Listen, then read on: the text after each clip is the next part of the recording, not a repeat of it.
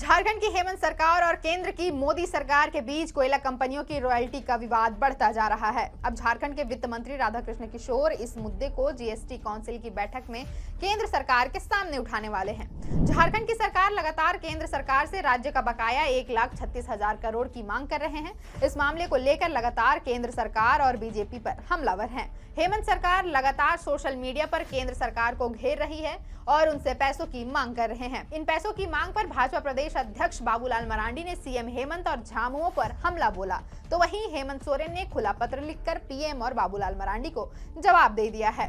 हेमंत सोरेन द्वारा झारखंड का 1,36,000 करोड़ रुपए बकाया की मांग पर बाबूलाल मरांडी ने ट्वीट कर लिखा, झामुमो के द्वारा हवाई बातें कर केंद्र सरकार पर 1,36,000 करोड़ का बकाया रखने का निराधार और भ्रामक आरोप लगाया जा रहा है। अगर झामुमो के पास इस आंकड़े को लेकर कोई ठोस प्रमाण है तो वे पूरे दस्तावेज और तथ्यों के साथ जनता के सामने रखें। झामुमो को स्पष्ट करना चाहिए कि ये राशि किस मद की है, कब से लंबित है और किन परिस्थितियों में यह दावा किया जा रहा है। हेमंत सोरेन जी झूठे आरोपों और गलत आंकड़ों के सहारे केंद्र सरकार पर दोषारोपण करने की बजाय झारखंड की असल समस्याओं पर ध्यान दीजिए। बिना प्रमाण और आधारहीन आरोप लगाकर झारखंड की जनता को भ्रमित करने का यह खेल अब बंद होना चाहिए। महिलाओं को प्रतिमाह 2500 रुपए, किसानों को प्रति क्विंटल धान के 3200 रुपए और युवाओं को नौकरी देने के झूठे वादे का भांडाफोड़ हो चुका है। इसलिए केंद्र सरकार पर अनर्गल आरोप लगाकर आप अपनी विफलताओं को छिपा नहीं सकते। जनता को गुमराह करने की राजनीति से झारखंड का भला नहीं होगा। पूरे तथ्य और प्रमाण के साथ सुचिता की राजनीति करना सीखिए। बाबूलाल मरांडी के इस ट्वीट का जवाब देते हुए सीएम हेमंत सोरेन ने लिखा, हम झारखंडियों की मांग हवाई नहीं है। आदरणीय बाबूलाल मरांडी जी, यह हमारे हक, हमारे मेहनत का पैसा है। झारखंडी हकों का आपका यह विरोध वाकई दुखद है। जब आपको अपने संगठन की पूरी ताकत लगाकर हमारे साथ खड़ा होना था, आप विरोध में खड़े हो गए हैं।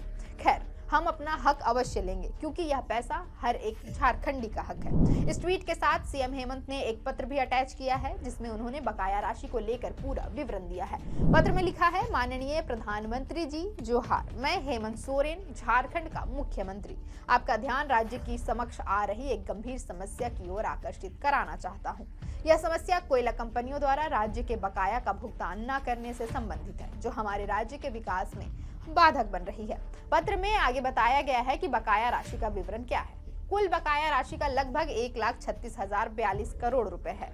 इसमें शामिल है वॉरेट कोयला रॉयल्टी के रूप में 2,900 करोड़, पर्यावरण मंजूरी सीमा के उल्लंघन के लिए 32,000 करोड़ रुपए, भूमि अधिग्रहण मुआवजे के रूप में 41,142 करोड़ रुपए, इस पर लगी सूद की रकम 60,000 करोड़ रुपए, कुल 1,36,042 करोड़ रुपए है। इस बकाया राशि के कारण विकास पर कितना प्रभाव पड़ रहा है, ये भी बताया गया है। इस बकाया राशि के कारण हमारे राज्य में अनेक महत्वपूर्ण विकास योजनाएं प्रभावित हो रही हैं। शिक्षा, स्वास्थ्य, महिला और बाल विकास, स्वच्छ पेयजल एवं मैया, बच्चों, युवा, वृद्ध, किसान, मजदूर, आदिवासी, मूलवासी, दलित, अल्पसंख्यक, विस्थापित एवं समाज के अंतिम पायदान पर खड़े व्यक्तियों तक योजनाओं को लागू करने में कठिनाई हो रही है। झारखंड एक अल्प विकसित राज्य है जो संसाधनों की कमी से गंभीर रूप से प्रभावित हो रहा है। संसाधनों की कमी को पूर्ण करने के लिए उपरोक्त राशि अत्यंत आवश्यक है। सीएम हेमंत ने इस पत्र में न्यायिक निर्णय का भी जिक्र किया है। सर्वोच्च न्यायालय की 9 सदस्यीय पीठ ने राज्य के पक्ष में फैसला दिया है। माननीय न्यायालय ने स्पष्ट किया है कि खनन और रॉयल्टी शुल्क वसूलने का अधिकार राज्य को है। यह भी कहा गया कि रॉयल्टी एक कर नहीं है और इसलिए इस पर कोई सीमा नहीं लगाई जा सकती। मैं आपसे अनुरोध करता हूं कि आप इस मामले में हस्तक्षेप करें और कोयला कंपनियों को बकाया राशि का भुगतान करने का निर्देश दें। जब तक पूरी राशि का भुगतान नहीं हो जाता, कोल इंडिया और उसकी सहायक कंपनियों को ब्याज राशि का भुगतान करना चाहिए या कोल इंडिया के खाते से राज्य के खाते में सीधे क्रेडिट किया जाना चाहिए। यह राशि झारखंड के लोगों के कल्याण और राज्य के समग्र विकास के लिए अत्यंत महत्वपूर्ण है।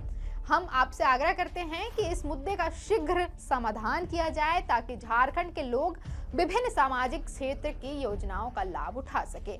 यह न केवल राज्य के विकास के लिए महत्वपूर्ण है बल्कि गरीबी उन्मूलन और लोगों के जीवन स्तर में सुधार के लिए भी आवश्यक है। हम आपके सकारात्मक हस्तक्षेप और त्वरित कार्रवाई की आशा करते हैं। इसके लिए झारखंड के लोगों की ओर से मैं आपका सदा आभारी रहूंगा। पुनः जोहार, हेमंत सोरेन, मुख्यमंत्री। झारखंड। रिपोर्ट्स की माने तो झारखंड सरकार का मानना है कि कोयला कंपनी केवल कोल ढुलाई की रॉयल्टी देती है, लेकिन कायदे से उन्हें प्रोसेस्ड कोयले की भी रॉयल्टी देनी चाहिए, जो कि वो नहीं देती। झारखंड सरकार के मुताबिक वॉस्ट कोल रॉयल्टी का 2900 करोड़ रुपए, कॉमन कॉज का 32,000 करोड़ रुपए, भूमि मुआवजे का 1,01,142 करोड़ रुपए बाकी हैं। ये कुल मिलाकर 1,36,000 करोड़ रुपए होते हैं। अब झारखंड सरकार कब तक इस बकाया राशि की मांग करेगी और केंद्र सरकार इस पर फाइनल क्या निर्णय लेती है, इसके लिए थोड़ा अभी और इंतजार करना होगा। फिलहाल के लिए इतना ही। मेरा नाम है अवंतिका और आप देख रहे थे द फोर्थ पिलर।